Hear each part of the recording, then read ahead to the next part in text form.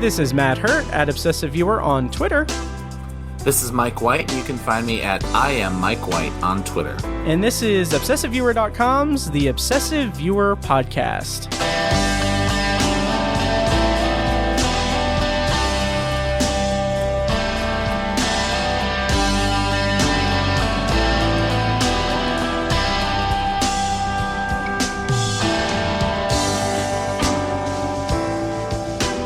So the note that I have with the script for the intro and everything has a typo, and I'm just going to read it as is. Do it. Hell, and welcome to the Obsessive Viewer. We're a movie and TV podcast. Where everything is burning down around us. Yes, not too far from the truth. We're a movie and TV podcast that covers a specific topic, be it genre, trope, movie, or show each episode. You can find more of our work at ObsessiveViewer.com and more podcasts presented by Obsessive Viewer at ObsessiveViewer.com/podcasts. You can also like us on Facebook at Facebook.com/TheObsessiveViewer. And if you want to support us with your monies, you can become a patron at Patreon.com/ObsessiveViewer. We have several different reward tiers. I'll run them down really quick. $1 per month, you get access to, almost 150 now, exclusive B-roll episodes recorded before each recording of each podcast episode. And at the $2 level, you get that plus TV review and reaction episodes, as well as book review and reaction episodes. I did episode reviews of The Falcon and the Winter Soldier. I'm currently doing Chapelwaite, and coming later this month, I will be doing Foundation on Apple TV Plus. And, I also reviewed Billy Summers in 5 episodes, covering 4 hours of content. And so at the $5 level, you get all of that, plus movie commentary tracks that I review, that I record occasionally. And finally, at $10, you get all of that, plus early access to content and previously unreleased episodes. Again, that's at Patreon.com/ObsessiveViewer. And please support us if you can. I put a lot of stuff out there, and I will say that next year is looking to be a big Patreon year for us. Yes. So I'm your host, you're the aforementioned Matt Hurt, and with me today is OG co-host of the podcast, the man of many talents, Michael White. Hi, Mike. Man, you give me such flourish when you introduce me. That's so kind. Glad to be here, of course, yes. As always. Excited to do this episode specifically because I feel like we haven't had a pair of great movies to talk about. Yes. Sorry to jump ahead. We like these movies. We haven't had a pair of really good movies to talk about. Totally. In the era of COVID. So this ought to be, you're in for a good listen and a good chat. Yeah. I think. Which is interesting because I think CODA premiered at Sundance. Was that Sundance this year? It would have had to have been Sundance this year, right? I think it was this year, yeah. Okay, but like Candyman was postponed from last year. So that's right. It's that's mildly interesting. But it's I'm so delighted to have you on the show and to talk to you about these movies in particular, because we have had several conversations throughout this whole year where like the dearth of quality movies is very apparent this year. And like we've kind of ruminated on that as to whether it's because just fatigue, like just COVID, like reaction or just still feeling that just glum of the pandemic and everything that we're still fucking in. Yeah. Well, some of the best stuff has been bumped. Like we're still experiencing things.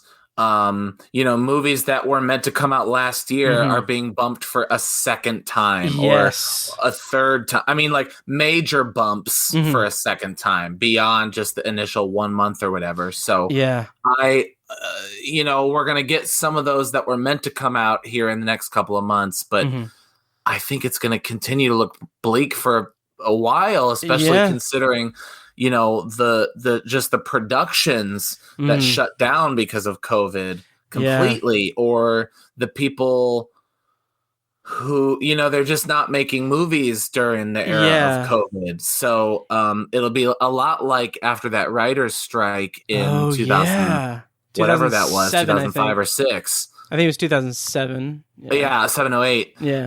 Where in 2010, especially like right before that awards season, there was really just some trash in theaters. Yeah. I think we're going to see an even worse version of that. And one of the things we've talked about in this podcast a couple times now is the rise of video on demand. Yeah. Really, I mean, I think theaters are on the deathbed. Yeah, and let's dig into that in a bit, because I do have questions and topics. But first, I want to mention your band released an album. Let's talk about that. The Spirit of the Staircase. Positive stuff. We'll start with the positive stuff. So The Spirit of the Staircase is finally out, and I didn't mean that derogatory or anything. It's like highly anticipated. Yeah. But your tone is correct. Finally out with an exasperated sigh isn't far from it. That's not to say I'm not super proud of it. I'm very excited for people to have it, to hear it. We shipped out I think the first time I mentioned it on this podcast, I told you guys that there was going to be a Kickstarter for it. That launched. It was successful. We shipped out all the albums. I emailed the digital content to all of our digital backers. And really all that's left is the couple of Song Shop songs, which we're doing one for this very podcast. Yes. So it's out. The Spirit of the Staircase. I really like it. People are giving us some great compliments, selling copies of the CD, and you can listen to it wherever you stream music. We'd appreciate it a lot. Yes. What is your personal favorite track on it? That's so interesting. And part of me has this, like, I don't really want to say because I don't want anybody to be like, well, that's not my favorite, or I wish he would have said my favorite. Right. But then part of me is just the Fiddler's Tune, and I just want to say it. Yeah, sure. Okay. I do have the fortune of I write music with a partner, so I can kind of be fond of the other guy's work. Yeah. In my band that I get to be a part of. Like, I'm on that song, I sing, I play on it, but he kind of came to the band with that entire composition. And so, I love Dustin's songs, and Fiddler's Tune is one of his songs. And I just think that one is pretty great. That's awesome. And where can people find As Good As It Gets online and social media and all that? So Instagram, as.good.as.it.gets.music is the name of the Instagram. You just search As Good As It Gets Music. We're on Instagram. Nice. We have a band Twitter, but you could just follow me at I am Mike White. Probably the easiest place is asgoodasitgetsmusic.com. Nice. Asgoodasitgetsmusic.com will kind of give you the links to all those. We do cover videos. We have a Patreon of our own, and you have links to all our stuff. Our old bands music is also everywhere you listen to music. You can find that at asgoodasitgetsmusic.com. So nice. And of course, links to all this is in the show notes. Right. Yeah. Well, and if you've listened to this podcast before, I'll try not to hawk my music every time I'm on. But if you are new to it, check it out. I require you to hawk your music every time. Well, thank you. Yes. So that's great. So movie theaters are dying. Yeah, back to the death. Yeah. Well, I just so a lot of things haven't been great. There have been good movies. I don't want to say that there aren't, but nothing has moved me in the last couple of years quite the way these last two that we're going to talk about. Oh yeah. I when I think about my list, my top 10 from last year, this is 1 and 2 on my last year's list as well. And I guess I'll spoil our January episode as well, but I really like these quite a bit more than anything I've seen in about 18 months. And that's cool for this weekend, but a little troubling, I think. Yeah. And I think I don't know, maybe I'm going to look at this in too dour of a way, but in terms of movie theater attendance and everything, I had messaged you and said that I thought that I was going to be the only person in the theater for Candyman. And it turned out 2 people showed up about 4 minutes into the movie. But it was still like Candyman came out like 2 weeks ago. Yeah. And like this is a Friday, and granted it's Friday afternoon at 5. And it's the weekend that a Marvel movie is premiering. So like there are those caveats, but I'm like, I feel like this should be more because it's a Friday screening. Totally. Yeah. There would be. Yeah. I mean, yeah, people just aren't going to movies. There's so much to see. There's so much really good content, television, short form content. Yeah. I've been watching Ted Lasso, by the way. Oh. We'll have to do an episode on that. Oh, yeah. For sure. Maybe when this season ends, we can do a season recap or something. That's the plan. Yeah. Yeah. Oh, absolutely. For the 2 seasons, I would say, because we didn't cover season 1. Yep. Yeah. Yep. But yeah, there's so much content across so many platforms, so many going straight to on demand or streaming that it's really, really, I don't know, scary, I guess. Should we talk about the straight to streaming movie first, then? Yes. So we can kind of talk in a positive way about. Yeah. I do want to say, are there any movie news that hit that you want to talk about? Because I can't think of any off the top of my head. Not specifically. I think the one that I've kind of been chewing on a lot recently that I think is confusing and interesting is moving Venom, There Will Be Carnage, to October 15th, which is the same day as Halloween. Uh-huh. That's interesting to me. And I don't know. Like box office numbers really mean nothing to me. Sure. I don't know why I have any real dog in the fight, but you know, that Halloween 2018 did so well. I hate the idea that another thing would eat into its literally eat into it. Yeah, right. Yeah. Nice. Into its profits.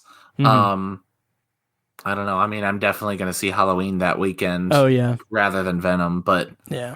It's just a weird choice, I think. Yeah. Oh, we should probably talk about the Spider-Man No Way Home trailer.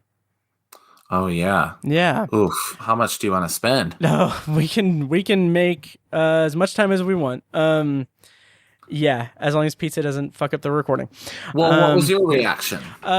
Very excited. I mean, not surprised per se, because there's been so many. Like, there's been, like, the Twitter has been obnoxious about talking about Spider-Man and how, obviously, with Doctor Strange being involved in it, it's going to be, like, there are so many,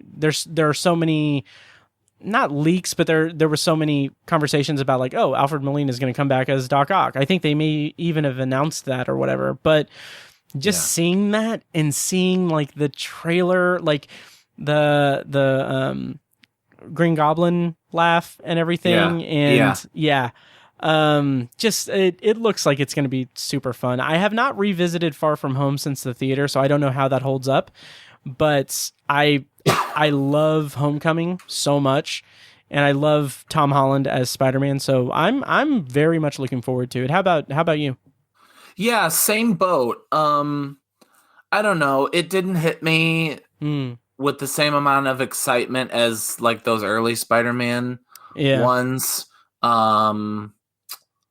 I don't know. There's something about this iteration of Spider-Man, and I really did like Homecoming as well, and I like Far From Home a lot as well. Nice. I think they're well-constructed, well-made movies. It's just not the version of Spider-Man that I'm crazy about. Yeah. I've always been a little critical of when any of the Marvel properties, like when like Avengers comics treat Spider-Man as like a sidekick kind of character. And he just this will be the third film in a row where like he's trying to prove something to like a father figure. Yeah.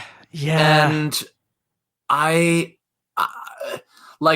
can respect and appreciate that sort that perspective and that story arc, especially for a new generation, you know, young people, where the MCU is kind of the larger umbrella and it falls under it. But for me, those Tobey Maguire originals, where like, as far as we know, he's the only superhero in the world, that's more interesting to me. I mean, as my favorite superhero, I kind of like a focus. I'm having such a weird negative take because watching the trailer, I got excited. I mean, seeing all those things was definitely exciting. When he says, "Hello, Peter," so obviously there's the break every minute down at 0.25 speed. Right.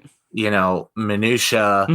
Maybe he's talking to Tobey Maguire, but they're splicing two scenes, and I'm just like, whatever. Yeah. But like, if he is talking to Tom Holland, an interesting thought in my head was like, do all of these Peters look the same? Oh, yeah. You know what I mean? Like, does he see who we think is Tom Holland?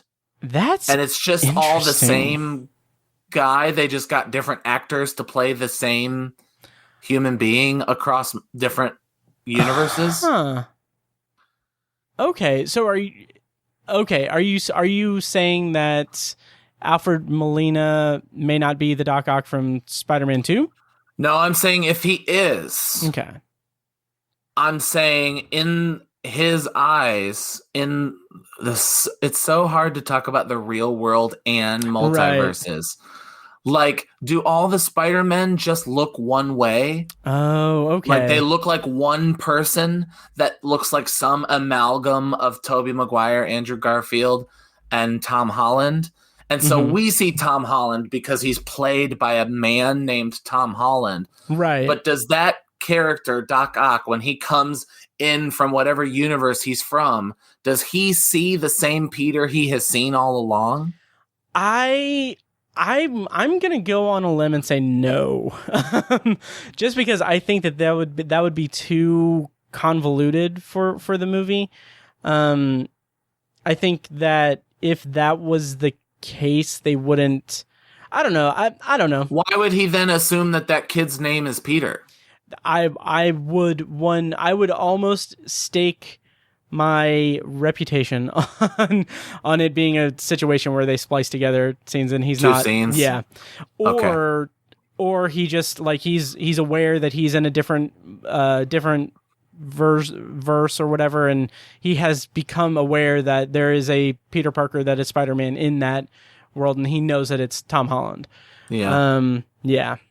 That's what I think. But yeah, it's possible. I don't know. Yeah. I think of like in the comics, just, the history of Spider-Man has been drawn by hundreds of different artists. And so he almost always looks different, but it's the same Spider-Man. And I don't know. There's something that tickles my brain a little bit that like he looks the same across all the multiverses. We just keep seeing him differently. That's interesting. I'm going to need to get rid of this cat. Like, if Tobey Maguire shows up in that scene and stands next to Tom Holland, there's part of me that wonders or thinks it would be cool or interesting, like if he couldn't tell the two apart. But we could, because in our world, he's played by two different actors. But that it's still just Spider-Man. I guess I'm not sure how they would do that in a film medium. I don't know how they would communicate that in it. Yeah, I guess you're right. Do you think, at this point, do you think that Tobey Maguire and Andrew Garfield are in the movie? Is it worth even talking about it? Yeah, that's all but confirmed, right? Yeah. They've worked so hard to cover that up. That's right. Absolutely yes. Right? Yeah, it has to be. I hope it's more than a cameo. Oh, yeah. I really hope it's more than a cameo. Yeah. I think I would be disappointed if it was a cameo. Same here. Yeah. I think I would like for them to be in the climax. Yeah. Yep. Follow-up question to that. How do you feel about the MCU right now, this year? Because Black Widow in July, Shang-Chi now, and obviously WandaVision, Falcon and the Winter Soldier, Loki, and then Eternals, and Spider-Man No Way Home. Are there any others that are coming out this year that I'm forgetting? Not this year. No. Hawkeye's the next thing, but that's not until next year. I heard that that's going to be like probably December. Oh, December. Okay. Yeah. Well, there you go. Oh, no. Actually, I think it was announced for November. Yeah. Really? Yeah. I think they announced the release date. Well, we've got Hawkeye. Yeah. And then also What If? And like, are you feeling any fatigue? Are you excited about all of these things? No, 100% fatigue. Oh, yeah. Okay. I'm pretty sure that my best friend and my life mate Dustin will listen to this episode. I know that he tries Dustin. to listen to the episodes that I'm on. Hi, Dustin. I love you. Text me. Call your mother. call your Mike. He misses you. And I don't think I'm like, it won't shock him to hear me tell you I am a little fatigued. Yeah. There's something that ended for me with Endgame. It was so beautiful. Yeah. How Endgame ended. It was so beautiful. There's nothing. I mean, I could just continue to gush about it like I've done so many times on this show. Right. And the year that it came out and whatever. That it was so perfect. And I love endings. And I loved the ending of that era. And there's part of me that was kind of like, it's not really for me anymore. And I'm kind of okay with that. Okay. Yeah. Does that make sense? Like, oh, totally. I'm a little burnt out. I'm not as excited as I used to be. And I'm also kind of okay with that. Interesting. Now, there's also COVID the last couple of years. Yeah. There's, that kind of stuff. WandaVision was a special show, and that was appointment television for me. And I loved every minute of that for reasons I think that were part of the MCU, but also independent of the MCU. Sure. But Falcon and the Winter Soldier was really cool, but it was just the next Captain America movie. Yeah. And not as good as Winter Soldier, if I could say that. Loki was cool, but I don't know. Ultimately, like, the idea of a multiverse is a little too much for my comfort level. Yeah, and we've talked about that, and I'm kind of the opposite. Like, that kind of opened me up to, like, the potential of Phase 4 and beyond. Yeah, that's exactly what Dustin said. Okay. He likes the idea that you can open up. But I really get attached to the originals. I really like my characters. And I love the idea that, like, Steve Rogers is just done. Yeah. I love that. And my Steve Rogers is done. I don't need another. Like, that Tony Stark is dead. That's so cool. Yeah. So there's something that, like, that disconnect of a multiverse almost allows me to be like, well, they're not my characters anymore. I'm really okay with that. Gotcha. I don't know. I hope I'm explaining myself well enough, but Eternals, I really am so excited for Kumail Nanjiani, but me too. Extremely little interest in that.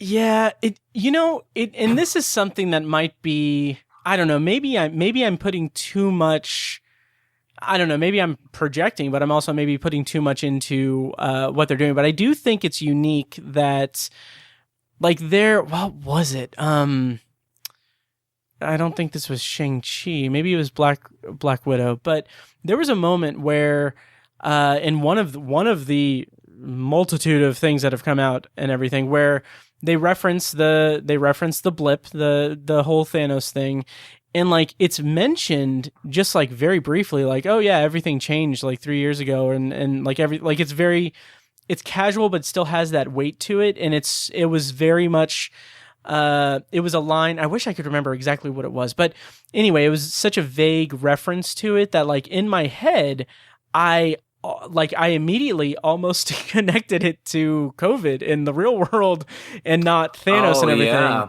And that's funny. I find it interesting. And, like, there's that line in the Eternals trailer where what's her name says, like, oh yeah, Thanos changed everything, and then people on this planet brought everyone back, and that caused the emergence or whatever. like all of that, I'm like thinking like it's interesting to think, and again, maybe I'm just putting a lot more into the MCU than needs to be or should be, but I think that it's interesting that now the MCU has this demarcation, this mark of something big that happened in universe, and these movies and shows are coming out after and during us experiencing a big in the real thing. world. Yeah, that's really interesting. Yeah. So I just found that kind of interesting. Well, and maybe I'm still damaged by COVID. That I just entertainment is not hitting me the same way it did before COVID. Yeah. I'm feeling that. I'm feeling like entertainment fatigue. Oh, me too. Nothing quite. We'll talk about this when we talk about the movies that we're going to review. Nothing is quite hitting me the way things did before COVID. And I think it's probably depression and anxiety. Sure. But yeah, things, I don't know. They feel a little inconsequential. We're like spoiled for choice because there's just so much content and stuff to choose from. I'm really like my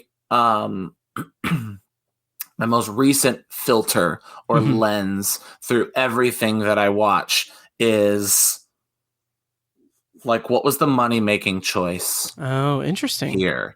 And it's really ruining a lot of things for me. Oof, that's rough. Like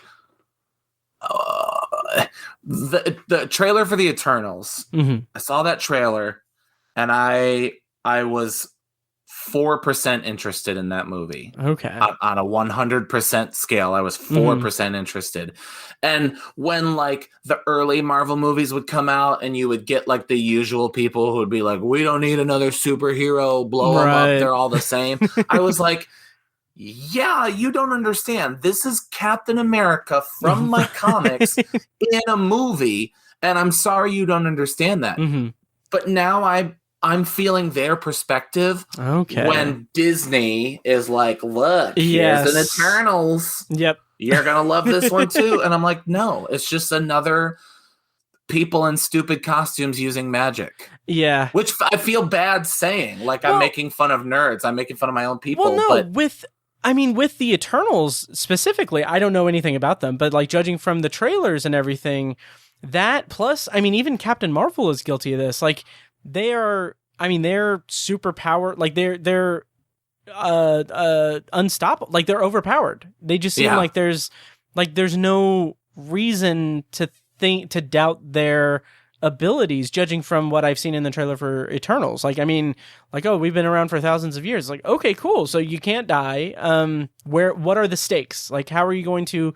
And are you going to have stakes in the movie in a convincing way in universe? Like, because that just kind of makes it just seem overpowered, and it's just, same as just shooting lasers at people and just getting knocked down and getting back up. Yeah, it's something. It didn't hit me till later, but I'm feeling that like superhero fatigue. Yeah. Of like, that's all, watching CODA, it's like they don't put movies like this in theaters. Yeah, this does not come to theaters. Yeah, and there are only like a few lasers there, and I mean, Well, right, exactly. Yeah. Only a couple explosions. Right. No, but like you either get super cheap horror movies, movies with guns in them. Yeah.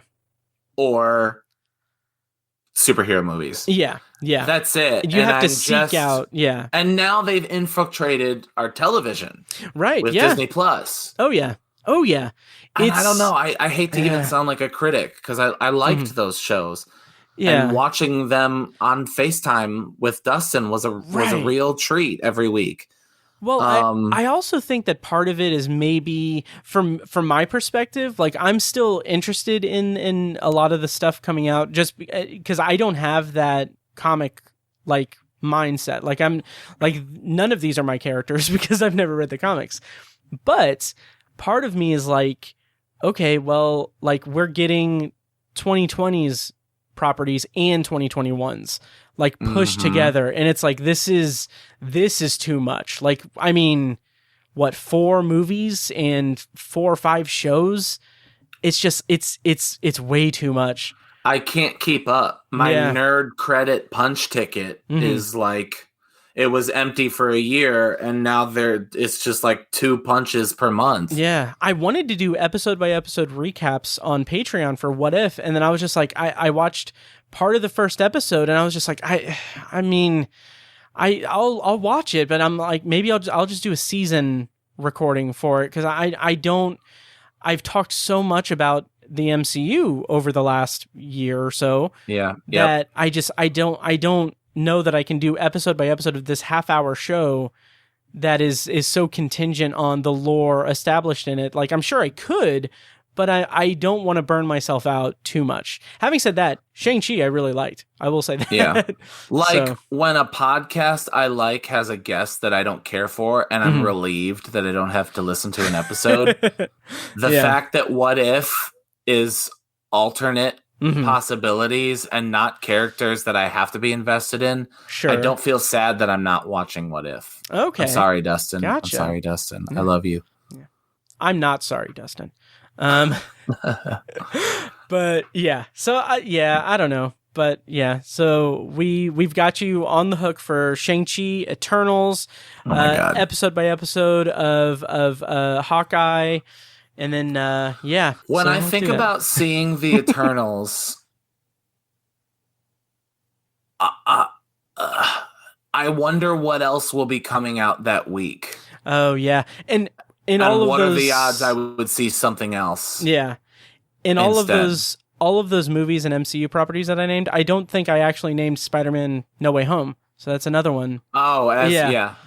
After we just spent super excited about that. Oh, me too. That'll be a blast. Yeah. So I don't know, but to your point about like them not releasing these movies in like the good movies in theaters, like I'm sure that they do. I don't know if CODA was just straight to Apple Plus or what, but like, I mean, here it was. Okay. So it was at the film festivals virtually. Yeah. And then it was I don't know if it was like the highest bid, but Apple bought it. Yeah.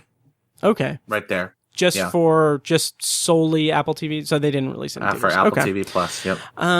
But yeah, so yeah, to that point, yeah, I feel like I mean, I'm in Indianapolis, which isn't a big market or anything, but like we do have like an art house theater here and there. Like I can go see like prestige movies and like the Oscar bait stuff. And like we have film festivals here in town, which is great and amazing, and it helps pad my my movie watching each year. But like, you know, I'm lucky that Indianapolis is big enough to have that kind of, I don't know, pull. Yeah. But it's something. I wanted to name our next album Too Much Everything Everywhere All the Time. I actually really fucking love that. Yeah, thanks. That's great. Oh, I love it. Yeah. So should we go into our first review of the night for CODA? Let's do it. All right. So as we normally do, we're going to do a non-spoiler and spoiler review. CODA is currently streaming on Apple TV Plus, which I've got to say has a surprising amount of really good content. Well, yeah.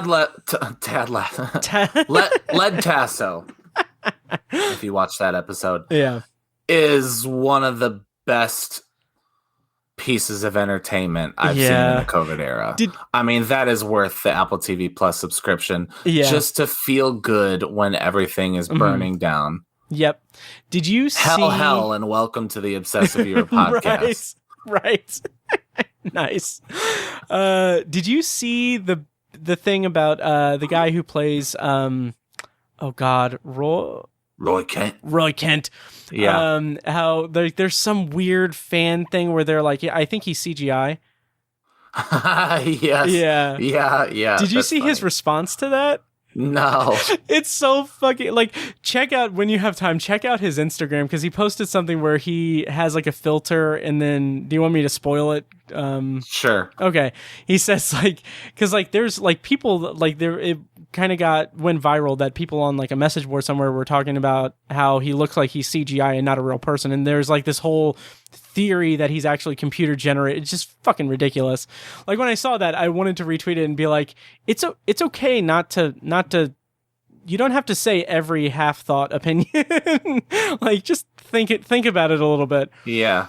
But his response on Instagram was to post a video of himself with a filter, so it looks like an animated head. And he says, like, I'm a human being. I do normal human being things like buffering and transferring files and everything. It's like that's really good. That's funny. And then the last thing I was going to say, I forgot when we were talking about Spider-Man. Did you see, I think I retweeted it, but there was a video of someone who took the Hello Peter moment and played Doc Ock's music from Spider-Man 2 under it. I saw that you tweeted that. Okay. But I haven't watched it yet. Okay. I recommend it because I love Spider-Man 2 so much. Yeah, it's great. So much. And like hearing that music just really felt like I felt things. It was really good. That's awesome. Yeah. So, we're going to go into our first review of the night. CODA. Let's do it. Yes. So CODA is currently streaming on Apple TV Plus. The plot summary, courtesy of IMDb, is as a CODA, child of deaf adults, Ruby is the only hearing person in her deaf family. When the family's fishing business is threatened, Ruby finds herself torn between pursuing her love of music and her fear of abandoning her parents. So like I said, this is streaming on Apple TV+. It stars Amelia Jones as Ruby Rossi, Marlee Matlin as Jackie, and Troy Kotsur as Frank, and Daniel Durant as Leo. And it was written and directed by, I hope I'm not mispronouncing this, Cyan Heater. I don't know if it was Cyan. Yeah. Part of me wonders if it was it's just Sean Heater. Maybe, because there's like that little accent on the I. Yeah. Sorry, Ms. Heater. Yes. Your movie's great. We don't know how to pronounce your name. I apologize. So let's talk about this movie. We've had many conversations over the last 9 months now about the lack of good movies coming out that are on our radar, and our lack of enthusiasm and motivation about watching movies and everything, which we've touched on in this episode. We won't go into any deeper thing, but just for context, I am very much aware that when I look at my Letterboxd, August, I watched 4 movies. And when it is now September, and I have not broken 100 movies watched in 2021. And it's just... I haven't even counted mine, but mine's... It's bleak. It's bleak. Yeah. So with that caveat, I messaged you, and I just said, like, it is so warming and so nice to have the experience of watching a movie and knowing while you're watching it that, oh, this is a movie I'm going to be talking about in January. This is going to be one of my top 10 movies. And it's just like, I forgot that feeling. Like, I forgot how that felt. And it was just so great. And I wish I wasn't watching it while I was working from home. But yeah. You know, it reminded me, that conversation, that we had earlier reminded me of when we talked about watching Palm Springs last year, which I feel like if I reorganize my list, that might be higher up. But just when a movie takes care of you and like early on lets you know that you're in good hands and you're going to be entertained and you're going to be taken on a journey. I don't know. We don't see a lot of that. You're either going to be watching superhero movies or you're going to be watching a horror movie. So I don't watch a lot of movies like this. And my wife suggested it. And just immediately, immediately you get the sense that like the bones of this story are as old as storytelling. Oh, yeah. I mean, a girl is different from her family, wants to get out of her hometown. Yeah. Is so basic. And so... the question of the movie, I think that Cyan Heater asks of us is her version of that interesting enough to make you feel feelings, interesting enough to stick with it? Does the performances of my characters warrant sticking with it? Especially, so this movie, by the way, is a remake of a French film, right, which was criticized for using hearing actors as deaf characters in the movie, which is weird. Yeah. That's a weird choice to me. Yeah. Why you would do that. So I don't know, not shame on them, but weird decision making. So all of her deaf characters are played by deaf actors, including the legendary Marlee Matlin. Yes.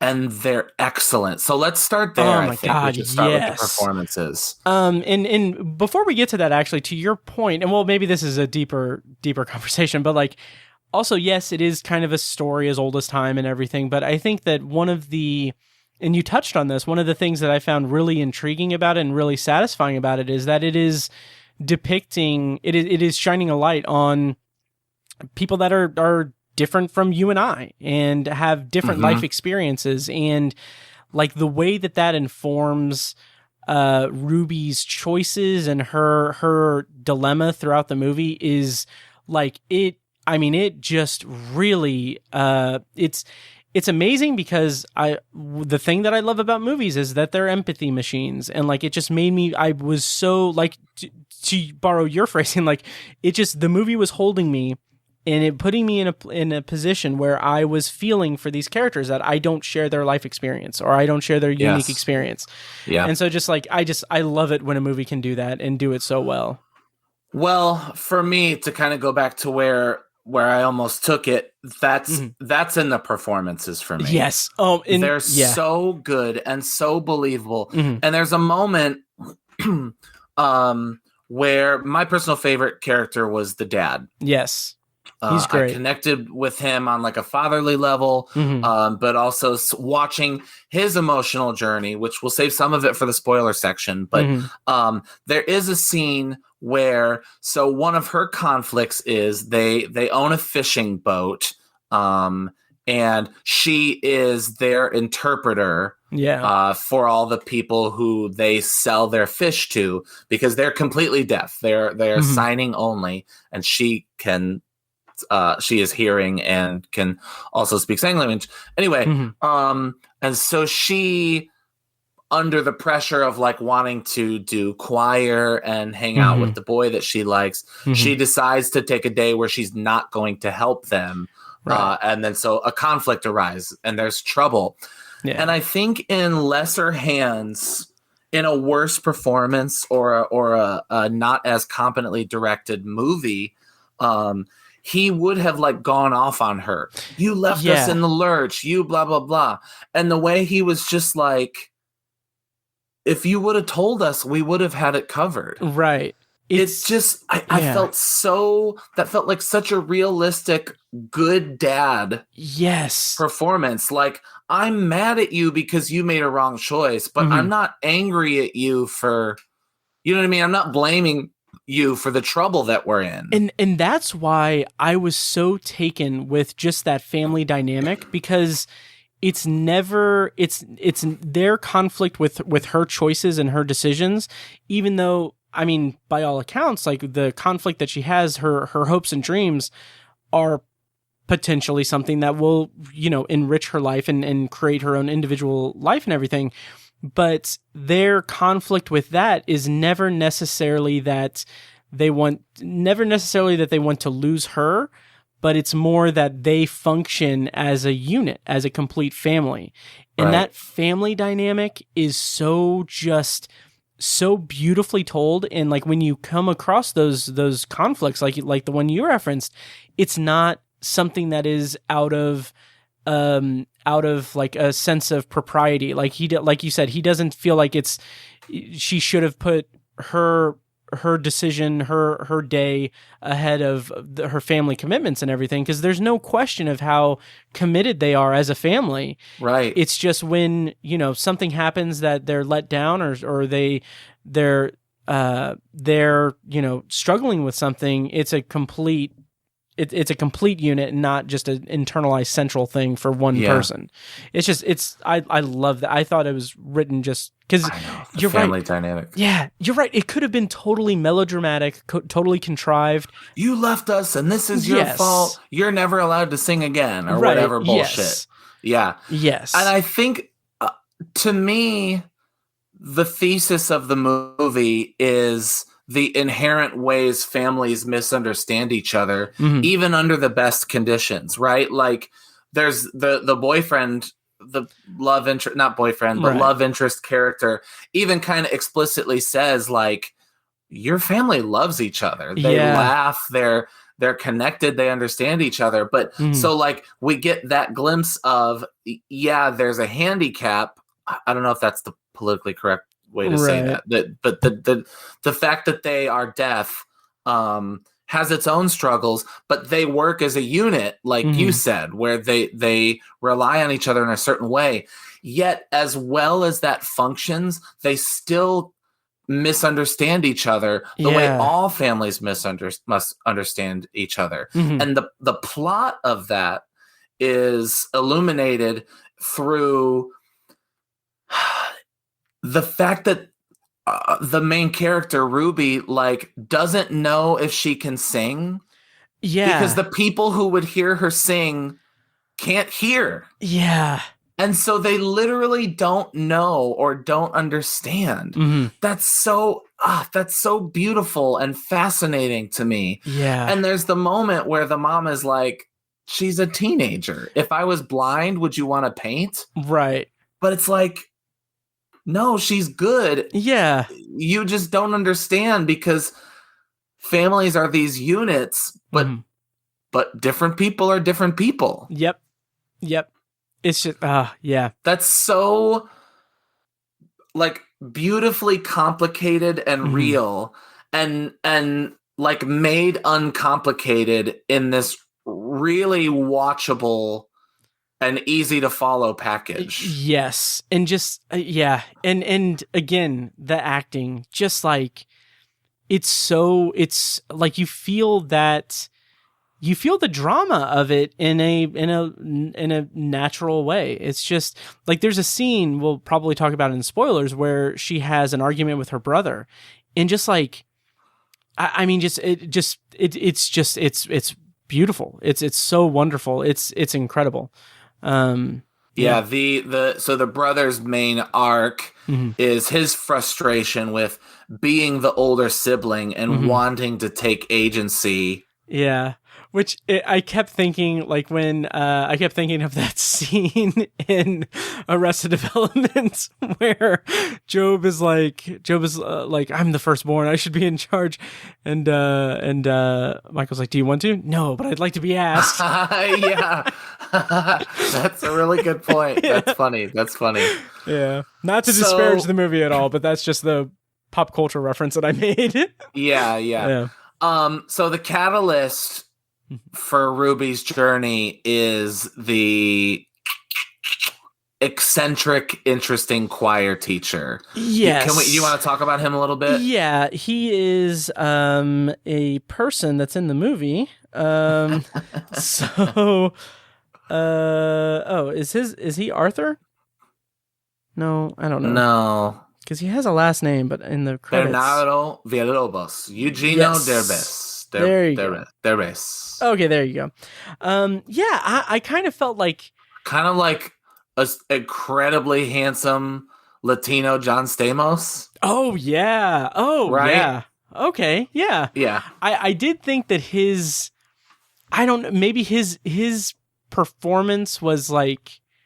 wasn't as grounded as the rest of the performances. I feel like it was just a little heightened, and because like in the movie he is coaching her for her audition to get into Berkeley.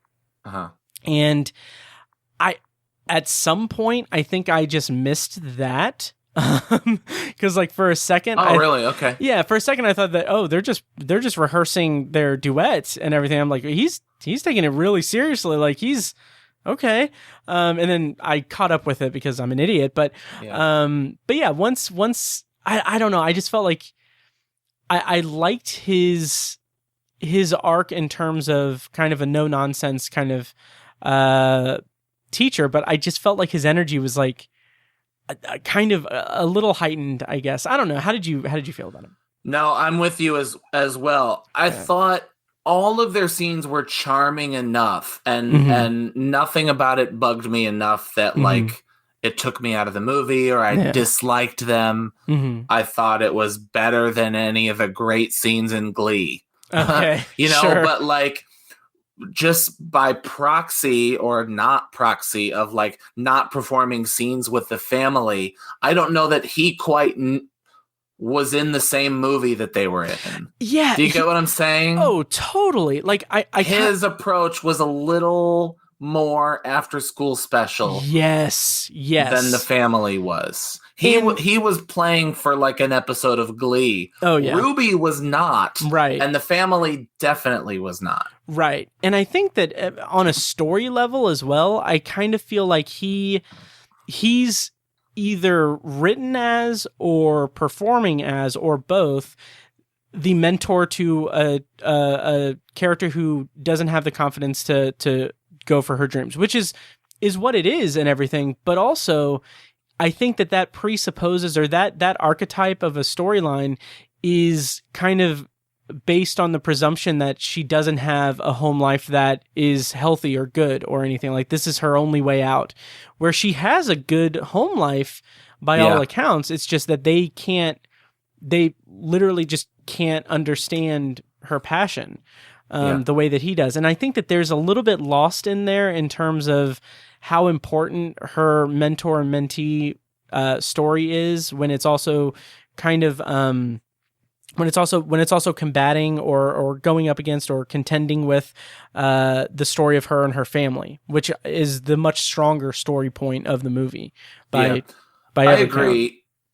Are you getting me in your ears? Extra feed? Oh no, it's gone now. Okay. Anyway, I agree, except that the director is smart to not make him like a father figure for someone who doesn't have one. Right.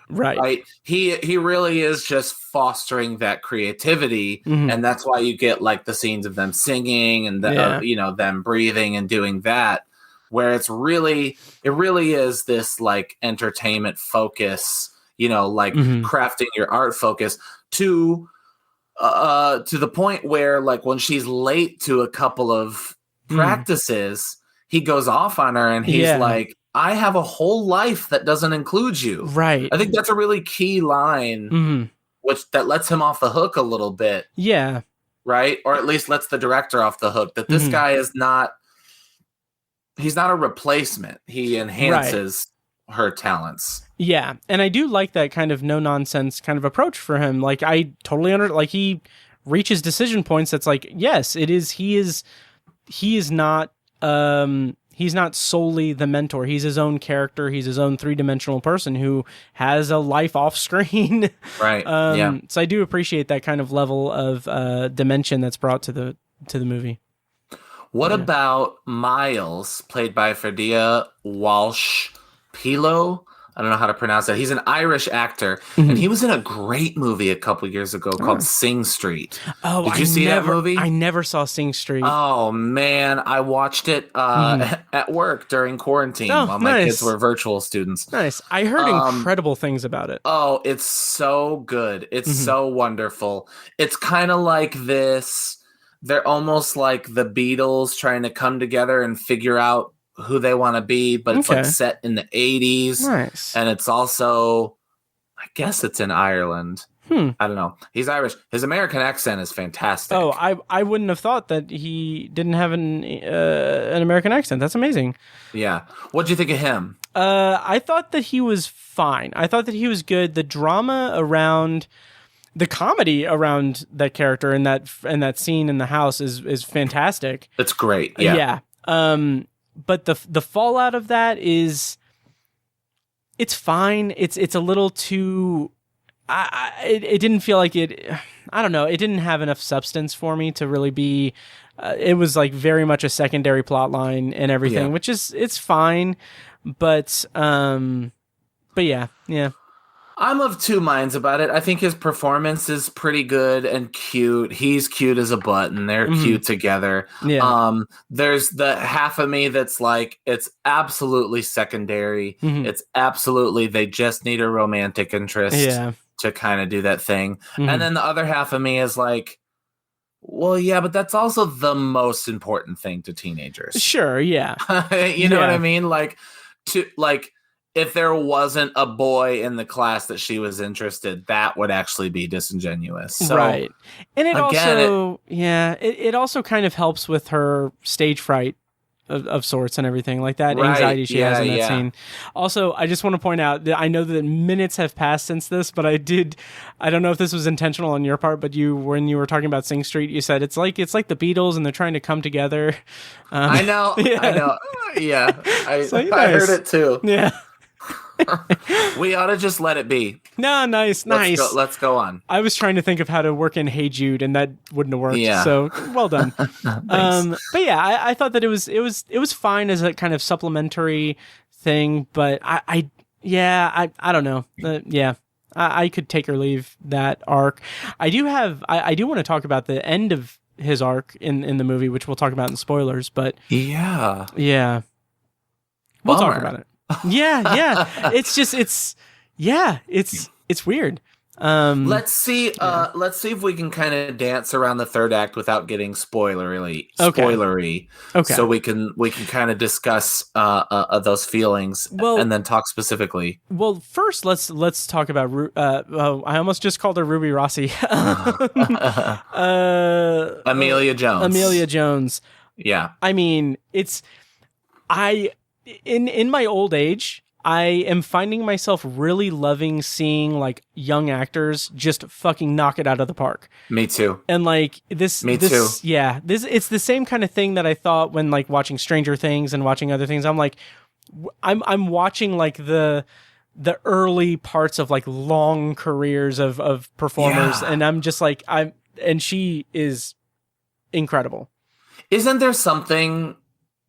And this is more about us than the movie, but isn't there something like freeing and satisfying about like how do I like in our younger days, just because we're stupid boys, like all the female leads are just inherently sexual objects because we're disgusting monkeys, whereas like now I don't sexualize them at all. Right. And there's such a sense of pride of watching a good performance and like a teenager be an interesting teenager. Right.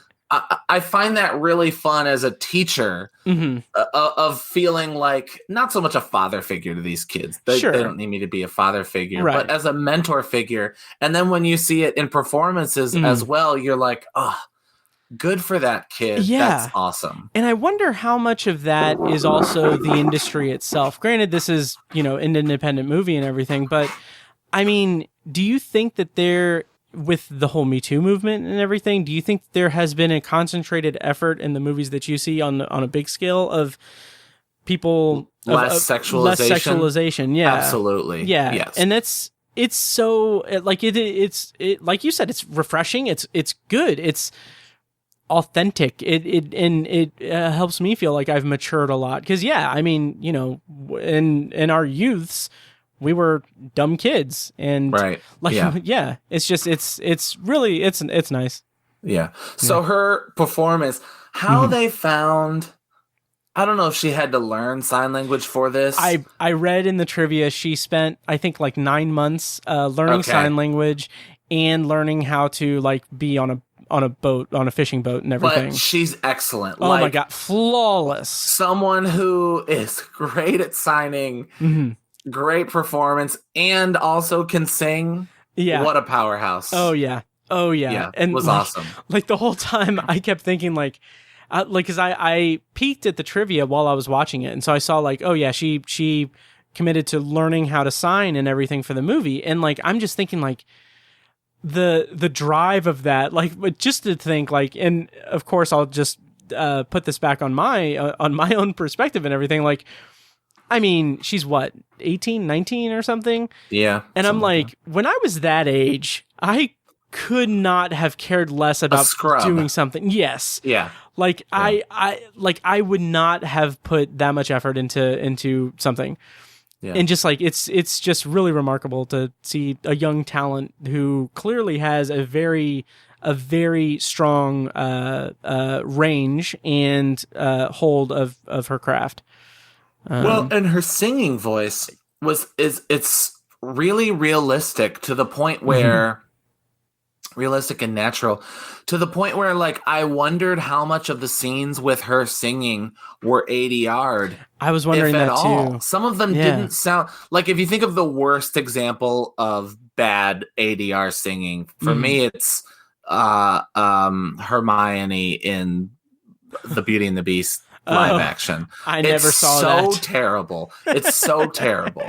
This is the opposite of that. Okay. It's great. I don't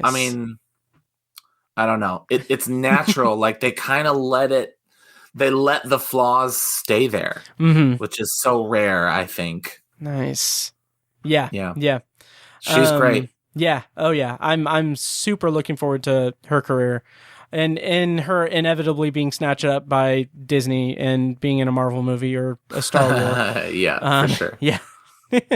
For sure. Okay, yeah. So let's kind of dance around a little bit and then we can go into spoilers. Sure. So the ending is really cool.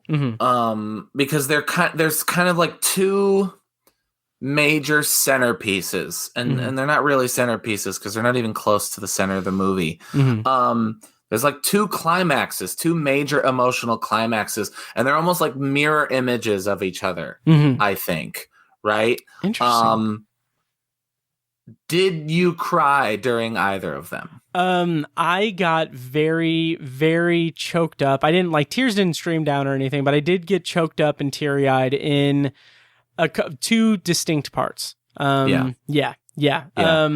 I did. Yeah. And I don't often, I'm not to try to be manly or whatever, but I'm not a big movie crier. And especially, there's a scene, I don't think it's a spoiler to say, where the sound drops out. You get the perspective of deaf characters. And what I love about that, I'm like, my wife is going to hear me crying now because the room is silent. Yeah. No sound. There's no sound in the movie. They don't even do like a drone or whatever. It's and that's what I love about, like, they use that at the very opportune moment, and that's pretty much the only, like, they use something like that a little bit early in the movie too, I think, but they don't. It's not a gimmick for it. It's not a showy thing. Right. It's not. And I think that speaks so much to the power of the filmmaking and the writing and everything, that it's not putting us into their perspective because, like, as a shortcut to be like, oh, this is what it's like to be deaf. Yeah, or it's exploitive. Or exploitative, yeah. And this is, and I mean, just when it hits, it's like, oh my God, this is so just beautifully done. It's such a great way to explain to us a certain aspect of the story. I'll say that. Yeah. And the whole movie is in that scene. Oh yeah. I mean, there's just a roller coaster of, oh, this is heartbreaking, and oh my God, this is beautiful. Yeah. Yep. In the span of whatever it was, 20 seconds or something like that. Oh yeah. Oh my God, I love it. Oh my God. And Amanda, my wife, turned and she was like, or afterwards, I guess, she was like, I wanted to hear the song, but then I was like, it was such a great choice, right, to do what they did. And it's not, and what I love about it, and this is, I'll dance around it a little bit, but all I'll say is that it's not about their experience either. It's about them learning something in that experience, and like, oh my God, it's one of the emotional crux of the movie that has a few different emotional cruxes. Absolutely. Yeah. But then I call the other scene a mirror experience because then she makes it about them. Yes. Right? Yes. Oh my God. Now. Me too. Thinking about how great that pair of scenes works together in that last 20 minutes of the movie this, like what you were saying, like it's a moment about her and her talents and us watching them learn. Yeah. But then that family, it's about the ways families misunderstand each other, but that's in contrast to the ways they do understand each other. And so they're understanding, and then she understands at the end and gives it back to them in a way that is such an emotional payoff. It's so fucking beautiful. It really is. It's so good. I love it. Do you want to go into spoilers for CODA? Yeah, let's spoil it up. All right. Well, we are going to play a clip from the trailer for CODA. If you want to skip ahead to our review of Candyman, check the show notes for timestamps and everything. But after you hear this clip from the trailer for CODA, we are going to go into spoilers for CODA. I want to do this. There are plenty of pretty voices with nothing to say. Do you have something to say?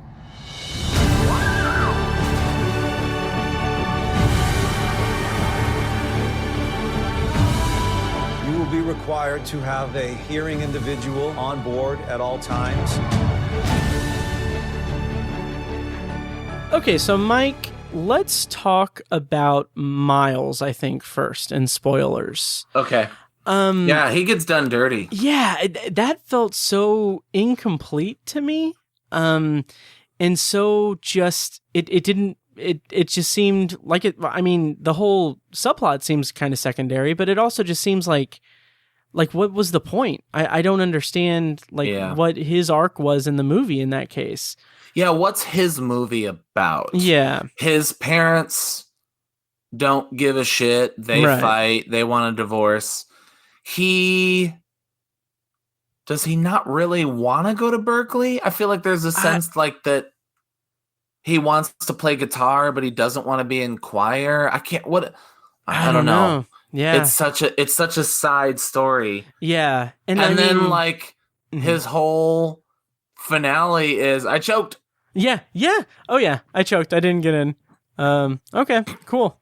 I learned how to jump off of a thing into a lake. Yeah. There's that. Yeah, that is, I don't know, kind of the same way I thought that whole thing was unnecessary, but also obvious because they're teenagers. Yeah.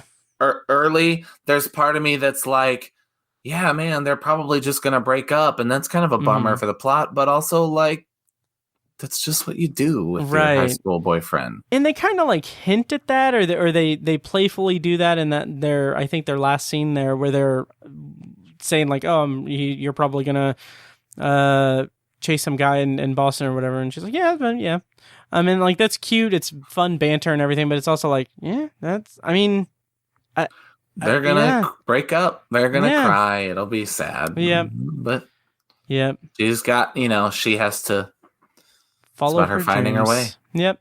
Yeah. Yeah. And so the other, what else do you want to talk about in spoilers? Well, just that moment where the sound cuts out. Yes. And it's, I don't want to pretend that Ruby is not the emotional center of this movie. She's absolutely the emotional center, the protagonist, and the best part of the movie. But yes, my favorite supporting actor is the dad. And he is never accusatory, especially he's got this shaggy beard. He's a fisherman. He's like a sex addict or whatever. Right. Initially I'm like, oh, is this guy kind of like an idiot or kind of like an asshole dad or whatever? And he's not at all. And they kind of set us up to think that because there's a line early where I think Marley Matlin's character is like, you hate people, right. It just kind of sets it in motion. That's like, oh, he's going to be kind of a grump or kind of an ass, but he's really not to her. No, for sure. Yeah. And so again, that scene where she skips out on the day, and it's just like, you should have told us. Yeah. Like, hurt that she made the choice, not that it's not her fault that they got in trouble. I love that so much. Yeah. But for it to be him to see it, the people crying. Yes. And the people cheering as the music cuts out. That's the roller coaster I was referring to before the spoiler, was the music cuts out and they don't get to hear, and he's like confused, and you're just like, oh, that's devastating. But like, the realization when he sees the just random woman in the audience crying, I was just like, that's what got me really choked up. That, and to jump ahead a little bit, the scene on the back of the truck, when he puts his hands on her throat to hear her sing, oh my God, that was beautiful. Which in such an expert, like, he listens to gangster rap because he likes the vibrations. Is totally a setup for that scene at the end, right? So he can feel the vibrations of the singing later. Yeah, and that even has kind of a double thing, because it's showing her just, not shame, but her awkwardness, and her just like, it's the teenager experience of like, oh, I'm embarrassed by my family and everything. And I'm just super afraid of what everyone thinks of me and everything. Right. It's just, but with a twist. Good. It's like, it's not boring, lame old music. It's really loud gangster rap. Yeah, that's unique and interesting for sure. Oh yeah. And then yes, at the end, oh my God, that again. First of all, the performance. Just and knowing that she learned sign language, that she's not like, she isn't someone who grew up with it or anything. But to pull that off, like that performance while signing, like like you said, I don't know if that's ADR. I don't know how they achieved that. I don't know how, but like the commitment to that and just the emotion of that is just so beautiful. Yeah. Fucking great. We're just the howdy doodads over there. Yep. And wondering.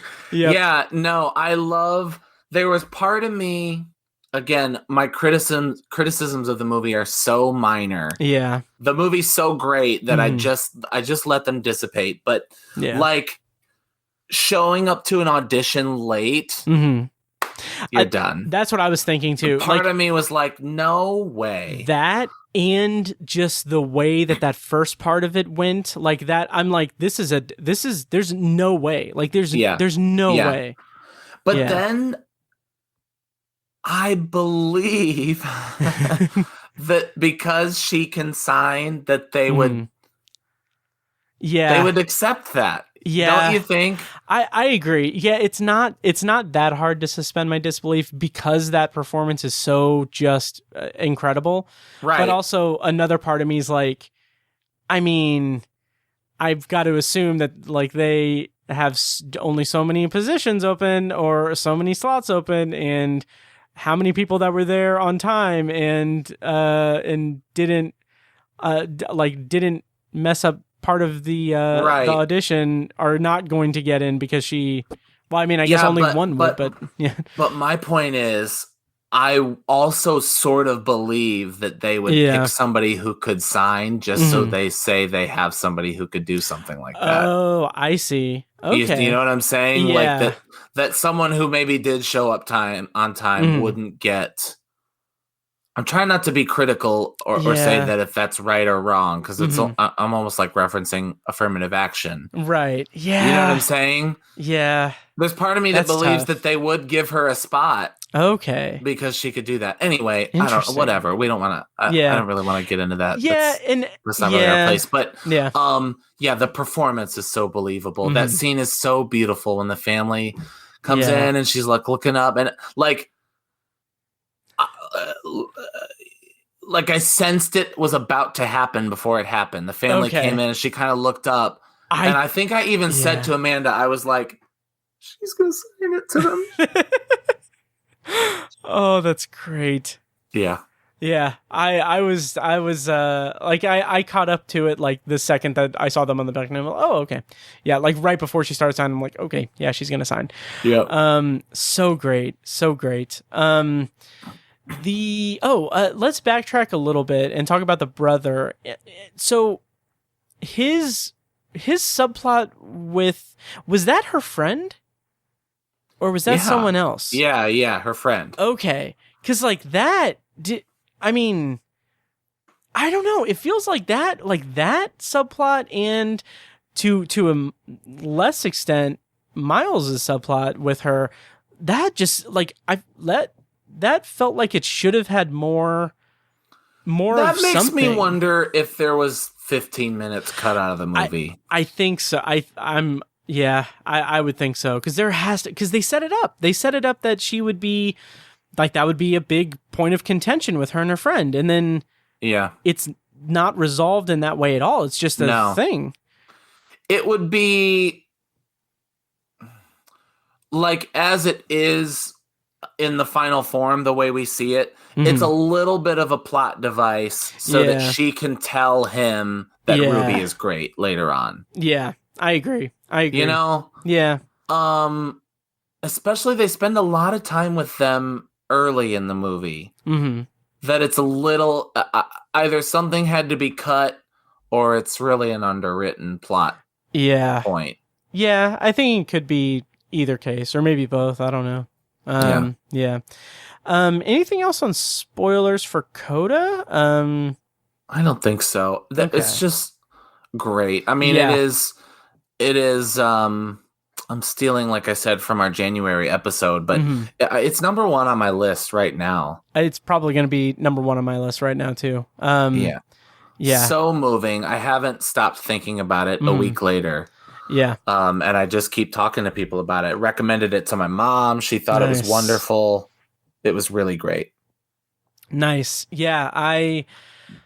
Again, it's such a relief and a refreshing experience to see just something so good and feel good, and something that's so with its little blemishes here and there. The core story is so well told, and the emotion of it is so beautifully told that I forgive it those minor issues. Yeah. Yeah. Same. Yep. So that's our review of CODA. Check that out on Apple TV Plus. And are you still good to review Candyman? Let's do it. Okay, so now we're going to review Candyman, which is a movie. The IMDb plot summary is a sequel to the horror film Candyman from 1992 that returns to the now gentrified Chicago neighborhood where the legend began.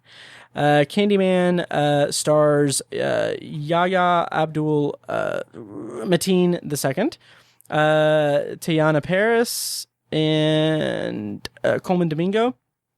And is it a spoiler to say that a certain person is in the movie, Tony Todd? No, I think that was advertised. Okay. Well, anyway, it's directed by Nia DaCosta and written by Jordan Peele, Win Rosenfeld, and Nia DaCosta. And it is, it's from Monkey Paw Productions. It was originally supposed to come out in 2020, but it is a movie that got pushed to 2021 thanks to the world. So... Of these two movies, this was the one I anticipated. CODA was a surprise. Okay. Yeah. And so this one, I wouldn't say I'm a super fan of the original, but I really enjoy the original a lot. I only saw it for the first time maybe 5 or 6 years ago. Okay. It's not a movie I grew up with. I definitely grew up knowing the term Candyman. It was scary images, going to the movie store and seeing the box art and that sort of thing. But in my home, funny enough, Chicago, I didn't grow up in Cabrini Green, but Bloody Mary was the thing you said in the mirror. Same here. So I don't know if that's like an amalgam of a couple of legends. but I didn't. We didn't really like say Candyman a bunch of times in the mirror when I was younger. Anyway, so I have been anticipating this movie for a long time. I love Jordan Peele's stuff. Yeah. I know we're supposed to make it extremely clear that it's Nia DaCosta's movie, right? And I fully buy into that. But man, as soon as this was announced, a kind of a modern interpretation, I think it was early on. It was kind of pitched as a remake to the original. So I was excited about that. But to finally have this come out again, I'm gonna jump to my ultimate feelings about it. Was totally worth the wait. Nice. Totally worth the wait for me. Yeah, I really enjoyed this movie. Sweet. I never saw the original. I've never seen any of the Candyman movies. Oh wow. Okay. Yeah. And so I was I was kind of conflicted on if I should try to watch the original or get a better sense of it, but then I just ran out of time. And so I was very pleased to say that I did not feel lost in it or anything. Which is like my biggest concern going into anything that is part of a franchise that I haven't seen in the other ones. Like, brief sidetrack, but like back in 2007, maybe this was the first movie we saw in the theater together. But when I came down to visit you your sophomore year, we went and saw one of the Resident Evils. Movies. Not sophomore year. The only one we saw together sophomore year was Grindhouse. Okay. Was that then the next year? Because I know I came down to visit you. Maybe Resident Evil. Yeah. It was a Resident Evil. Anyway, it doesn't matter. But it was like Resident Evil 3 or something. And like it was a movie night, and like you were like, wow, we got to see a movie. And then like the choices were like between that and like Jackass 3D. And like I was like, oh, I don't give two shits about Jackass. So like I'll watch a Resident Evil movie not having any context. But like it gave me a little bit of anxiety because like going into just watching a movie kind of completely out of context. So seeing Candyman, I really appreciate the way that it is very much it's very much okay with old fans and new fans alike. But it is something that's accessible. And yeah, I'm a big fan of oh God, I'm gonna pronounce his name wrong again, but Yahya Abdul Mateen II. He was in a phenomenal episode of Black Mirror. And obviously he's been in a lot of good shit. Watchmen. He was in The Trial of the Chicago 7 and very underused, I guess. And also obviously Aquaman. He is Greatest Showman. He's in an episode of Handmaid's Tale, Baywatch. Huh. Yeah. But I would have you seen his episode of Black Mirror by chance?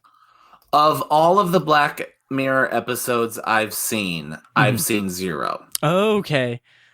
Well, I will refrain from. Oh, you're fine. I will refrain from giving you the hard sell, but I will say that his episode is season 5, episode 1, Striking Vipers. It's him and Anthony Mackie as old friends who kind of drift apart over the years, and they reconnect in surprising ways via a video game. I'll leave it at that. Very good. Incredible performances by both Anthony Mackie and Yahya Abdul Mateen. Yes. Yeah. So this movie is interesting to talk about. Yes. Because how do I say it? I use the word interesting too much. Oh, you're fine. This movie is unique to talk about because we live in an era that I fully agree with, where I don't know that like our voices have to be heard on what white people's thoughts about this movie are. Yeah. You know what I mean? There's something to me that feels like unfair or kind of like buying into that white patriarchy, mm-hmm. where, like, you know, if I talk about the Black culture portrayed in this movie and the themes of how Black people are supposed to feel about this movie, mm-hmm. it's so specific to that genre Mm-hmm. that I feel almost out of my depth. I agree 100%. And what I love about this movie in regards of that is that the critic character is us right now, like struggling with that, like, because it's we just by who we are, we're not the people to really understand the kind of intricacies and the subtext of this movie on a level that like the Black community can. Yeah. So like it's an example of a movie that I don't know. It's interesting. It is interesting. Yeah. And I want to talk about it. And privately I talk about it with my friends, and I don't think anything is off limits to talk about at all, right? I mean, I'm definitely a proponent of like sharing ideas and shedding light on gentrification, and Black rights and promoting Black lives and Black voices. That is obviously important to me. Yes. But to like talk about the effect that certain moments should have on Black audiences is not my place to say. Yeah, totally. Isn't that an interesting and difficult balance? Because what I think is so cool or so perfect and genius about Jordan Peele's work and now Nia DaCosta is their ability to make really frightening and entertaining movies for white people that shed light on a thing that we need to see, but then also really talk to the Black audience. Yeah, it's that level of I guess empathy and just awareness and just presenting ideas and perspectives. That's the thing that I love that in terms of seeking out, because there's such a propensity for people to engage in tribalism and kind of just see themselves in the work and see themselves like gravitate towards something because they see themselves. A decent example of that to bring us back to Marvel is the just deluge of shit that Brie Larson has been subjected to and still is subjected to. Same with the 2016 Ghostbusters, because you made a Ghostbusters with females, and men got upset about that because they're fucking fragile and childish and stupid. But it's like to view any art is to to collect different perspectives on our culture and other cultures and like people's experiences and stuff.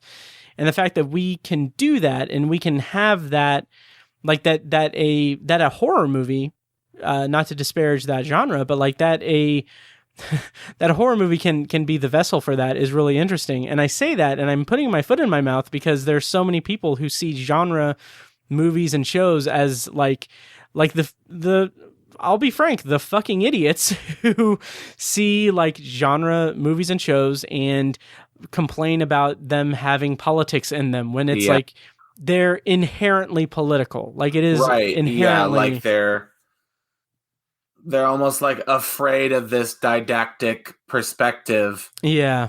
And it's like, yeah, they all are. Yeah. Oh yeah. All art is political. Is, but like, yeah. If you like horror, you have to see Night of the Living Dead. Right. Which is one. Yeah. I'm sorry. Yep. Yeah. Oh yeah. Yep. Yeah. And, oh God, I had another point that I was going to bring up, but I don't know. But I will say that in that same line, like this is a Monkey Paw production from Jordan Peele's company and everything.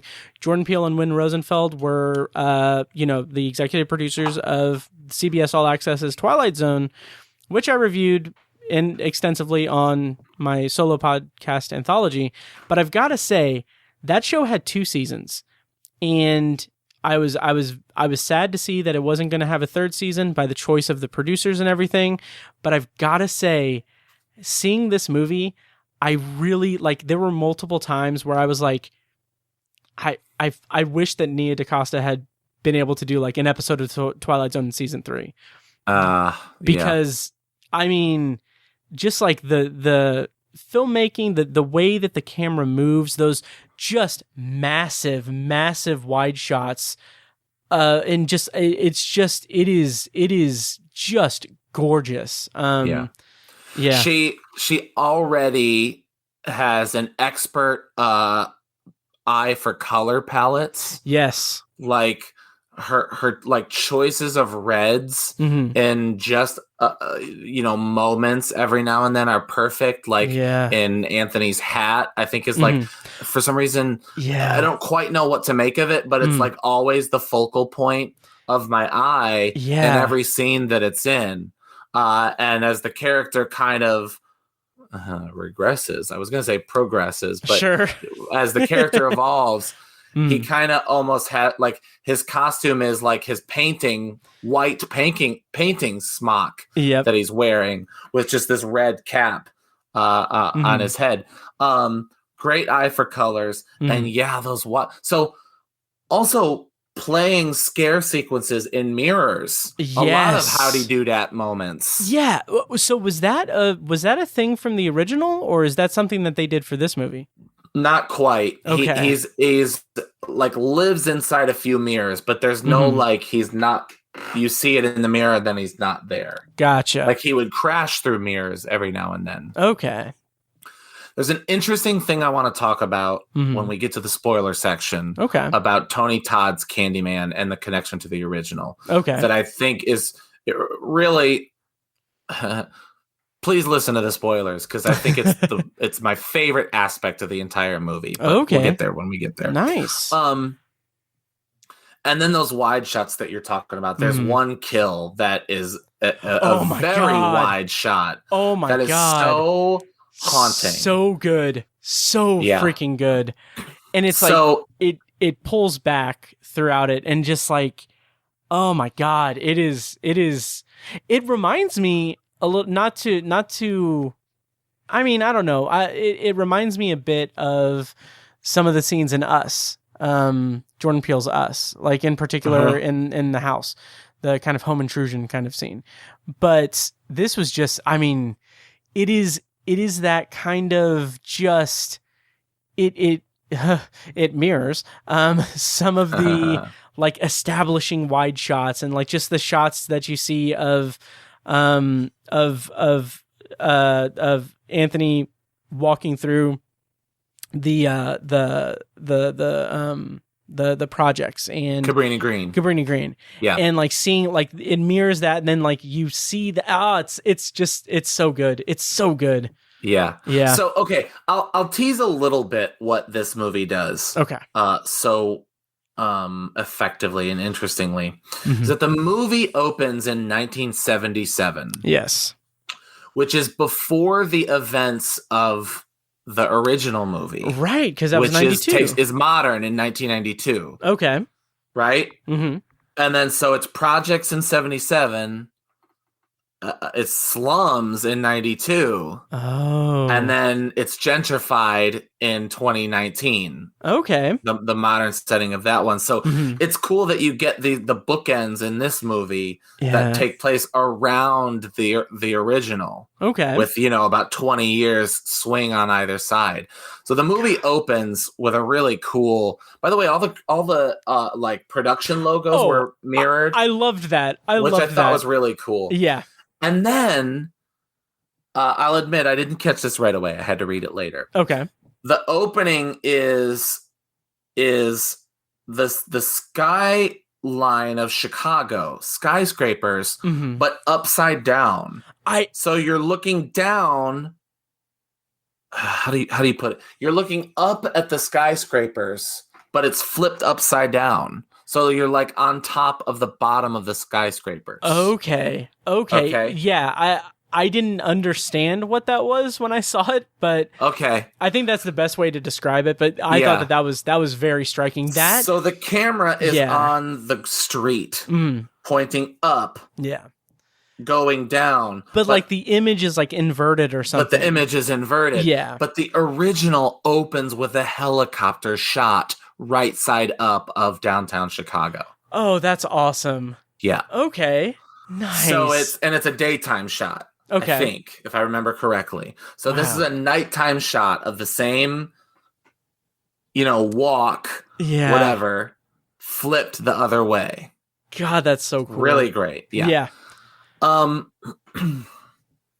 then so the difference here is that one of the main commentaries this is making is the gentrification of Cabrini Green. So now it's like high rise, beautiful homes, rich bougie people live there. Yes. Shoot, what was the point I was trying to make about that? So the main character lives there and is trying to follow and learn this this legend of Candyman, and finds out that it's a myth that's kind of been going on for a long time. And so that's kind of where I get into how much do I want to talk about the Black perspective that this movie is trying to portray, and how much do I just want to pull back and talk about what's effective about the filmmaking, the performances, and the scares. Because after the movie, we talked about all of the racial aspects of the movie and how the main female lead was named Brianna. And there's all kinds of say my name. Shit. There's all kinds of say my name and say his name iconography throughout. I feel like such an idiot. I did not. That's okay. Yeah. Whoa. I know, because it's not really in your face. Right. Man. Yeah. And so there's this. God. Man, I'm sorry I'm like hemming and hawing here. I'm trying to come up with the best way to say it. I wanted to talk about this stuff when I knew we were going to do this podcast episode. But then I spent today reading articles by Black writers about their perspective with the movie and the voices, the Black voices that it's representing. And I really felt like, who am I to say? I would almost rather say, read this guy's article, read this guy's article, read this guy's article. So when we post this episode, I'll actually tweet some of those articles out beneath. I saw there was a Twitter thread that was like asking people to post their like Black voices there. I'll try to find that and put that link in the show notes. Those are better and more informative than anything I could say. But if I could just really quickly, one of the main themes is that this movie is about myth making and how this is kind of understated, but like the story of the Black perspective in America has been stolen by white people. So there is a human Black antagonist in this movie who ultimately wants to reclaim the myth from the Black perspective. So gentrification happened because the white people took over and they're now stealing the story of the Black perspective. They're stealing the story of the projects. Now you can get a nice apartment and do art, and we hide all those deaths that happened. That happened so long ago, people don't want to talk it anymore. The original one, Candyman, was about a white woman's struggle with the Black perspective. But this one is about, and again, this is spoiler stuff that I'll save for later, but the one of the villains of the movie, who is not Candyman, wants to reclaim the story Mm-hmm. for himself. So he reignites the myth. Yeah. And I think that without claiming I have some agency or like some entitlement to that voice or that perspective, that worked so well for me. Yeah. Yeah. I mean, that's beautifully said. I mean, that is the perspective that the movie is presenting, and that is the perspective that I find really, really just engaging, and it's presented in such a way that I found it to be captivating, I guess, and eye-opening. Yeah. I apologize for anybody who's still listening and they're like, this is just a bunch of woke word salad, right? Of me like dancing around what I'm trying to say. Yeah. I don't know. Maybe we do this a lot. It's on my mind.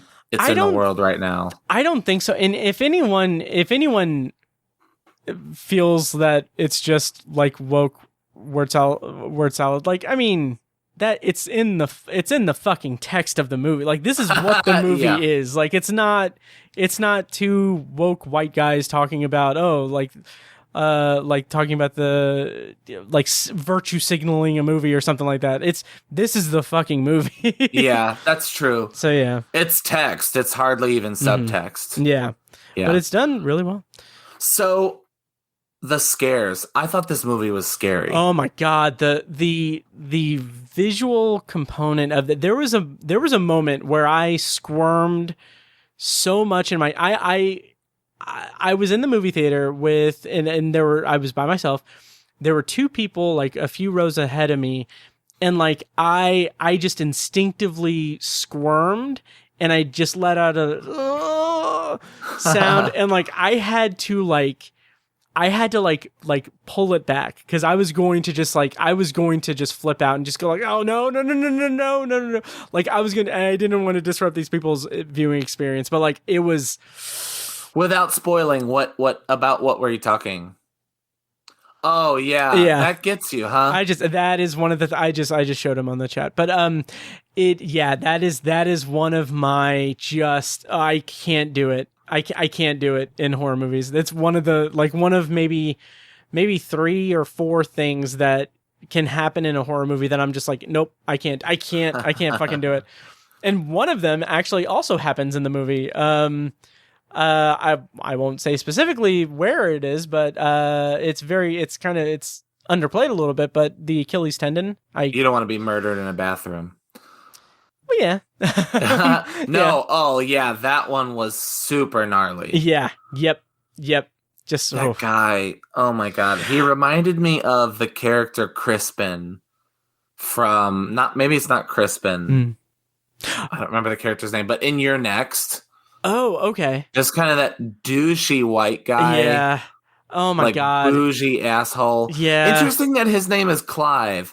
Surely named for Clive Barker. I thought so too. Yeah. I thought that. Yeah. But why would they name the asshole character Clive? I don't know. Maybe it's like an in-joke or something. Maybe it's something that as a gag. But in that, his performance in like a certain scene, like it's really effective in terms of the visual components, but like his reaction, just like I was just like, that took me out of it. I was like, yeah, okay, this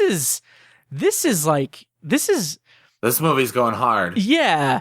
And like, but like his lines and his reaction was just like, it wasn't campy, but it was like, it was just like, it was incongruous with what was happening on screen. Oh yeah. Yeah. And like, it felt like it wasn't in the right tone of the movie. Maybe I can speak more in spoilers, but it was just like, it was weird. It was a little weird, but the actual scene as it plays out, I'm like, okay, that's pretty fucking cool. Yeah. That was a good, like, solid scare sequence. Yeah.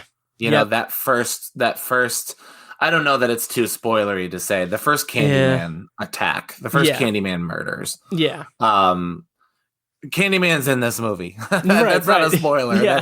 Candyman shows up several times. Yep. So that first Candyman sequence. Mm-hmm. But early on in the movie, before the Candyman ghost stuff shows up, there's a scene where a boy sees Candyman in the reflection. Yeah. Just like that perspective from a child is so, like, I can remember that feeling. Yes. And I would have died. I would have just died. Oh yeah. And it does all the hallmarks of good, effective tension building, like the light flickering and the sound of the machines and stuff, and just like that atmosphere is really good. And something I don't remember if I said this, but like the music throughout this entire movie is just amazing. Just really, really great. Do you want to go into spoilers? We might as well. I feel like so much of what I want to say hinges on the spoilers. Yeah. Do you want to kind of put like a semi-final thought? Yeah. Sure. I liked it a lot. I liked it a lot for the subtext and the scares and some of the stuff that it says, and it makes me curious to check out, the original. I'm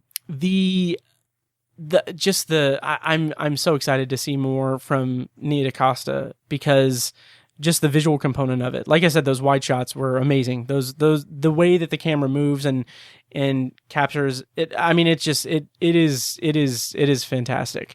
Also, the performances I thought were pretty good all around. Yahya Abdul-Mateen. He, I had no doubts. He was great. I also liked Coleman Domingo, and I thought it was a good movie. Yeah. I really liked it a lot too.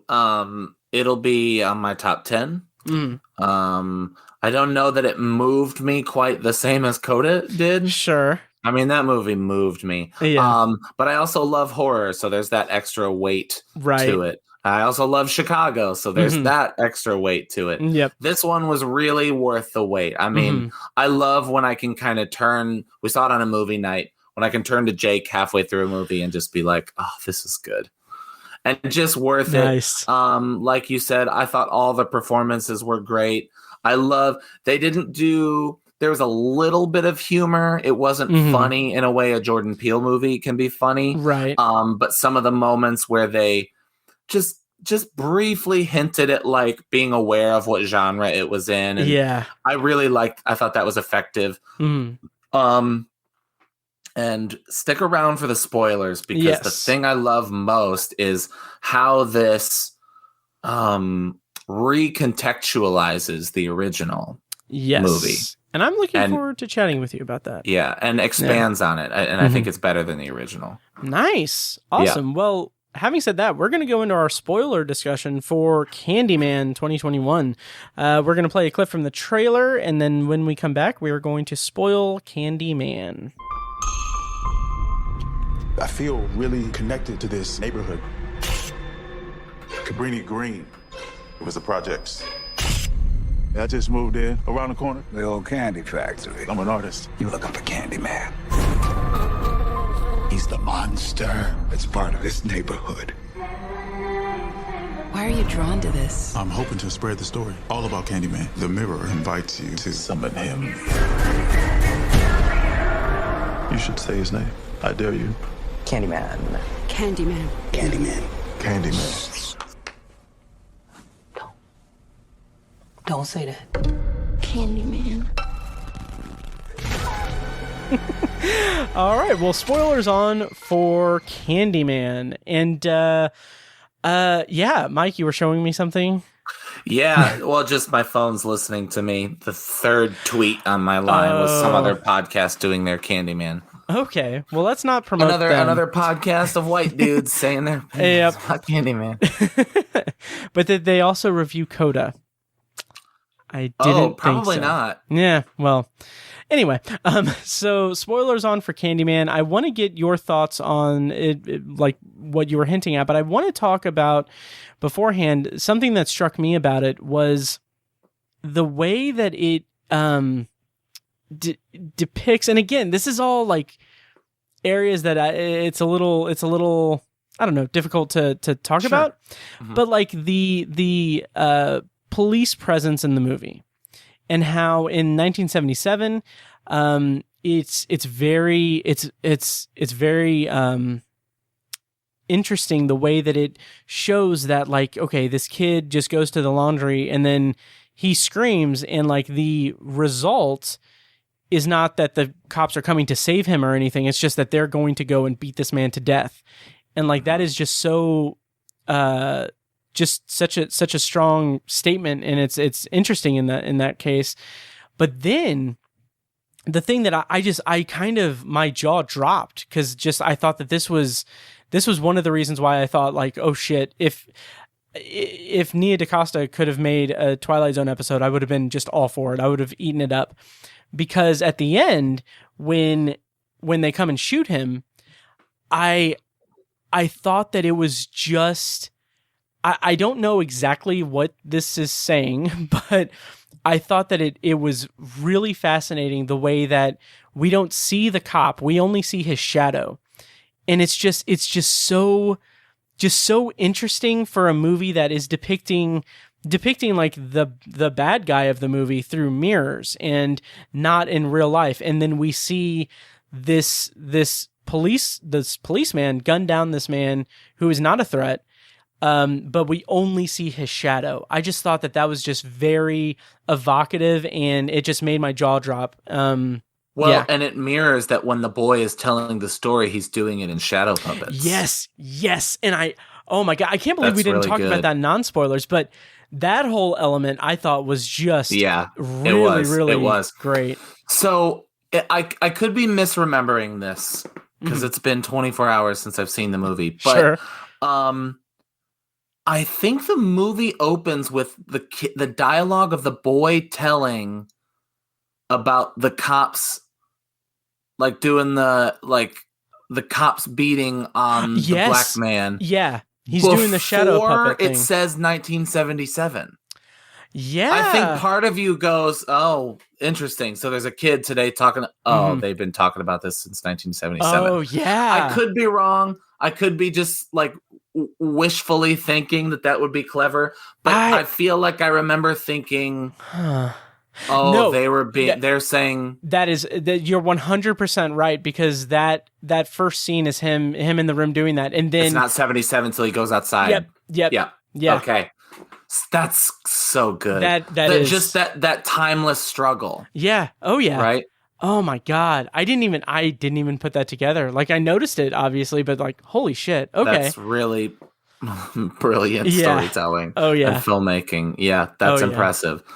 Nice. All right, so what this movie does to recontextualize the original, I thought was so interesting. Sorry. To that point, also, it's worth noting that the puppets or whatever that he has is like in the style of an old timey policeman beat cop with like a billy club and everything. Like, it's like it's even another layer there that it's like the timeless struggle of that. So yeah, right. Yeah, that kid is modeling something even older. Yeah. Yep. Yeah. So anyway, so the main villain, it's hard to even call him a villain, is that character played by Coleman Domingo, Burke, who owns the laundromat or is the maintenance. Yeah, I don't know, whatever. Yeah. He kind of tells Anthony about Candyman, but in the original Candyman from 1992, you don't really ever know why he's called Candyman. Oh, okay. It's just the name they put. Like they're conflating Candyman legend with this guy with the hook and the bees and the blah blah blah blah. But there's no, he like doesn't give candy anybody. Oh, that's just interesting. Say candy. So when he says, which feels like such a central theme of the movie, when he says, "Well, it's not one man; it's the whole damn hive," that they haven't been. They called the Candyman from 1992, Tony Todd, Candyman, because they started calling that idea Candyman in 1977. Oh, okay. Which we don't learn until this movie. Right. Because that man gave candy, and so they applied that thing to all of these different black ghosts over the years. Yeah. I like that a lot. That's really good. Damn. There's something I always kind of apply the filter of like maybe the ghost isn't real and it's just this thing that's happening. Mm-hmm. And I can't make that work with this movie. I really do think that there is a ghost killing a vengeful spirit. Mm-hmm. But the idea that one of the best articles I read is that like, you know, the original about this is about the white woman, Helen, who brought the Candyman into existence during that one, and her experience of the fear of Black America and Cabrini Green. But this one is, I hesitate to call Burke a villain because he is reclaiming the story. Yeah. Yeah. Right? He is saying, we're going to make people fearful again. We're going to enact vengeance again. We're going to make a Candyman. Mm-hmm. And he does. And he does. Yeah. It works. Yeah. I mean, I don't know. I really liked it. It was good. There's a lot. There's some of the criticisms I've seen is that it's a bit overstuffed for its 90-minute runtime. Like she tries every critical race theory concept in time. And I think that is a fair criticism. Sure, yeah. Some of it I wish was expanded. Some of it I wish was a little clearer. Yeah. Yeah, the stuff with her father, I feel like that stuff, yeah. Yeah, that felt like it's like that dream sequence where she's dreaming of, I guess she's dreaming of her father, and then also it's doubled over with her discovering Clive and the girl. Yeah. And then she wakes up and then wakes up again, and then Anthony's in the bathroom saying he has a bad dream. Like, I was like, wait, did we just see two nightmares for these two people? And why is he dreaming of her? Like, who is this? Like, that felt just a little bit like confusing to me. Yeah. Yeah. Yeah. Yeah, I agree. I think there were a couple of confusing bits. Yeah. Like her whole backstory with her father, I don't feel like that was needed like at all. No, definitely not. Yeah. Definitely not. And I also think that scene in the bathroom at the high school was just a kill count. Yeah. A number patter. I agree. It's well done and gross and really scary. Yeah, I love how it really lingers on the compact before it shows him in the reflection. I really like that, and this is going to be I'm going to try to infer what they're going for with maybe it's a racial thing that they're going for with that, but like the idea of these white girls trying to bring out Candyman is it's an example of, you know, white people trying to take the Candyman legend and like kind of appropriate that for them, and that's why, you know, the black girl doesn't get any killed. Yeah. Well, and most of the black characters like know better than to summon him. Oh yeah. Right? Oh, yeah. They're always like, no, and his mom, which by the way was played by the same actress. Oh, nice. Who played the woman in the original who loses the baby. Nice. That's awesome. Okay. Yeah. Okay, yeah. So just to clarify, that whole like baby thing and Helen everything, that's the first movie. We see that happen. Okay. Yes. Gotcha. Yes. That makes me interested to see it. Yeah. It's good. It's a little slower. Sure. People love to call it the second best horror movie of the 90s. Oh, wow. Or maybe the third. I don't know. Depends on where you put Silence of the Lambs. Okay. But it's a little slower. Okay. My experience with Candyman before tonight, seeing it in the theater, was Scream, when Stu says to Sydney, what do you like? I didn't think Billy was going to be here or something. And then Stu says, well, not after you branded him the Candyman. And then that's right. Yeah. And then in Scream 2, when Randy says, sequels are whatever, and he says, what about Candyman's daughter? She's sweet, she's deadly, she's bad for your teeth. So that's my extensive knowledge. I don't know what Candyman. That's a reference to. I think that was just Kevin Williamson being funny. Yeah. Anyway, yeah, maybe a little bit of Universal monsters like Dracula's daughter and stuff, but yeah.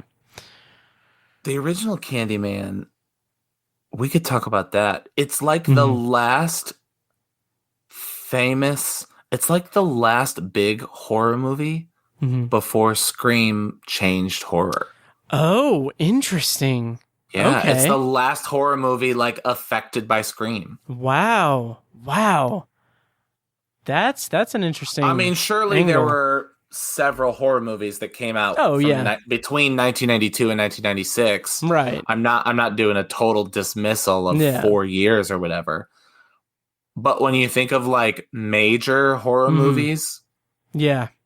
What was the hold on one second.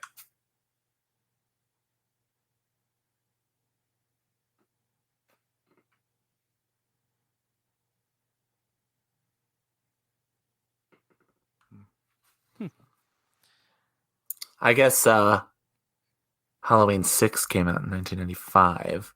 Yeah. But I mean, yeah. That's an existing IP. Right.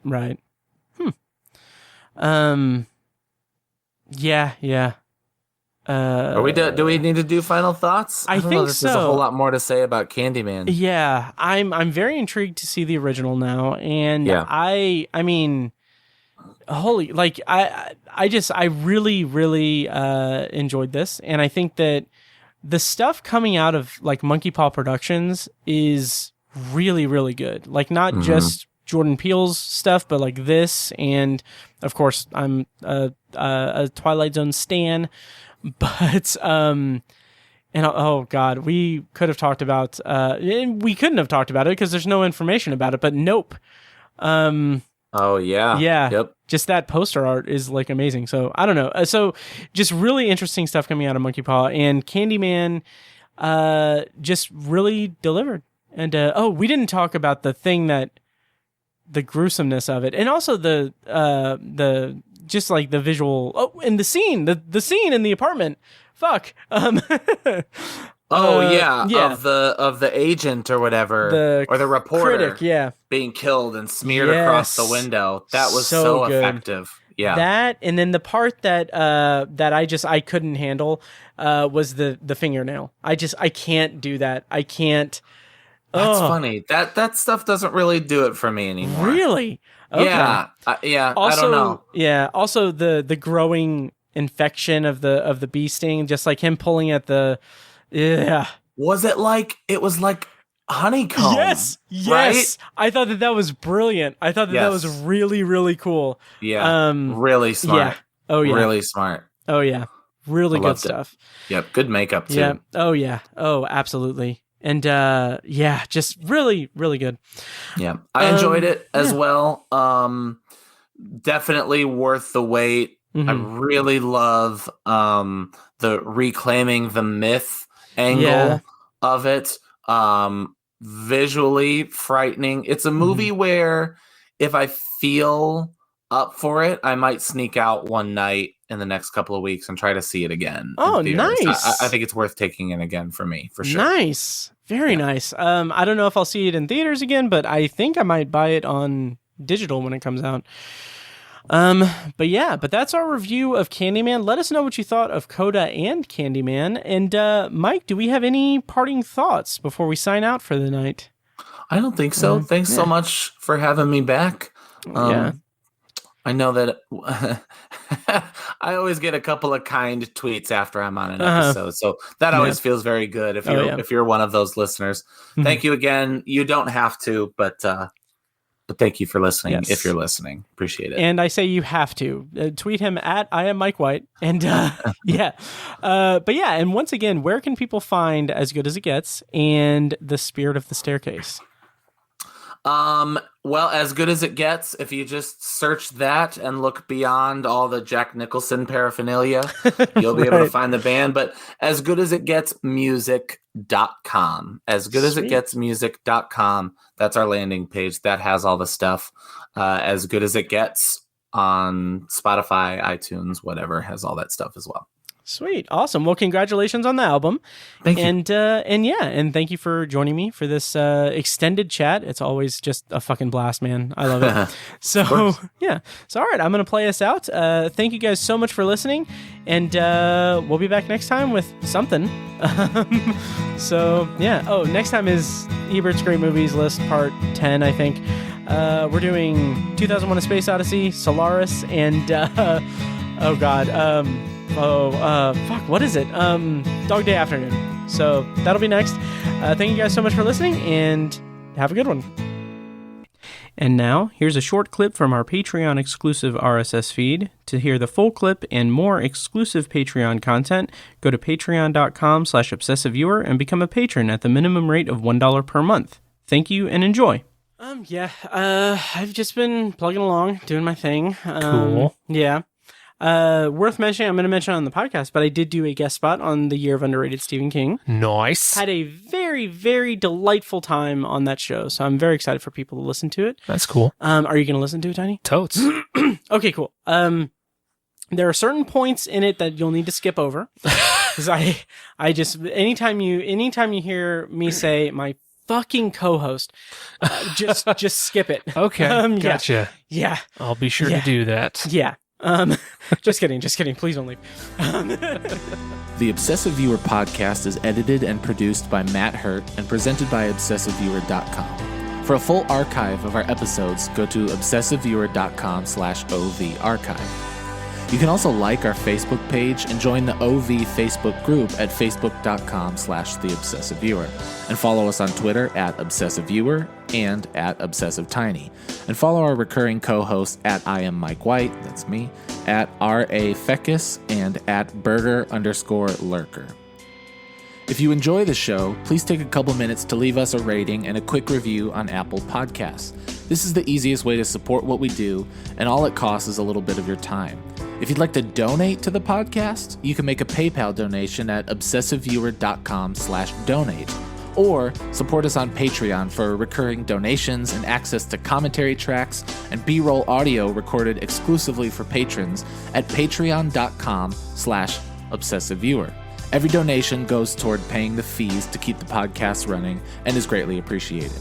For official Obsessive Viewer merch, including shirts, mugs, phone cases, and more, visit our TeePublic store.